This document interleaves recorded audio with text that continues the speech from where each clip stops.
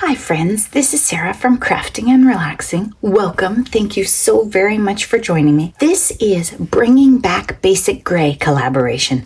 This is a collab with Bourbon Creek Crafts here on YouTube and Stampin' Cat on Instagram. Basic Gray used to make paper. This pad is from 2010 and they do fabric now. We are on our own as far as the paper goes. You can find it on eBay or garage sales, things like that. It was very detailed. If you look at their patterns and the patterns I've used in these cards, a lot of detail, some grungy kind of mixed media look to the papers, and one sheet of paper may not be the same all the way across it. Let me show you an example.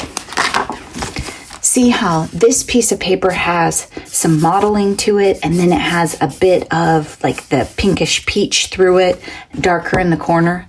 So cutting up a sheet of paper, you might get, if you cut this into 4 quadrants, you're going to get 4 different looking pieces of paper. I used the sheetload for May of 2022 from Call Me Crafty Al. That's Alicia. If you're not familiar with her channel, be sure and check out her sheetloads.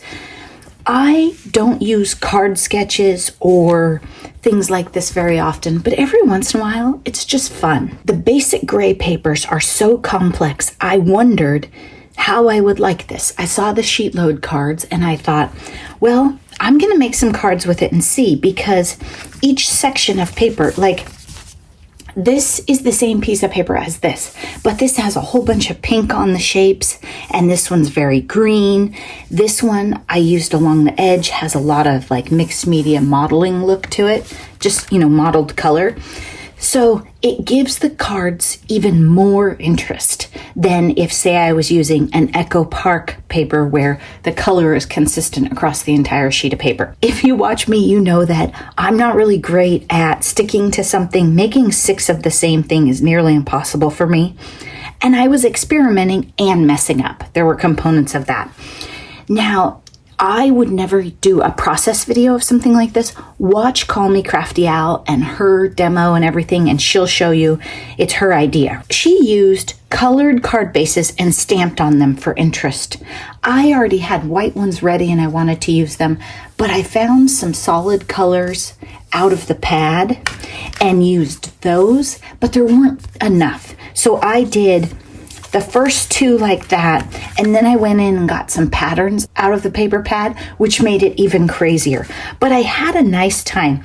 The actual template as given from her would be like this one, I think.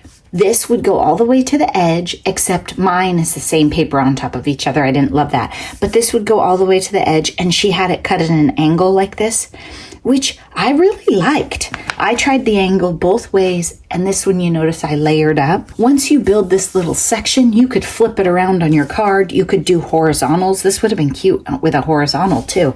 So you can take her ideas and just run with them. She's not going to show up at your house and say, you didn't measure that right. The idea of her sheetloads is to get you using paper and having fun.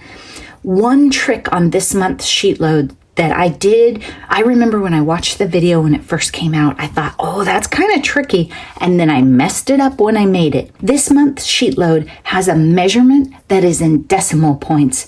So there are fractions and decimal points. We don't measure in 3.375. So be sure and note that that is 3 3/8 and pay attention, because I had to recut a whole bunch of stuff. I was like, why doesn't this fit? And how come her video works perfectly? I also have this one right here where I didn't leave a space between.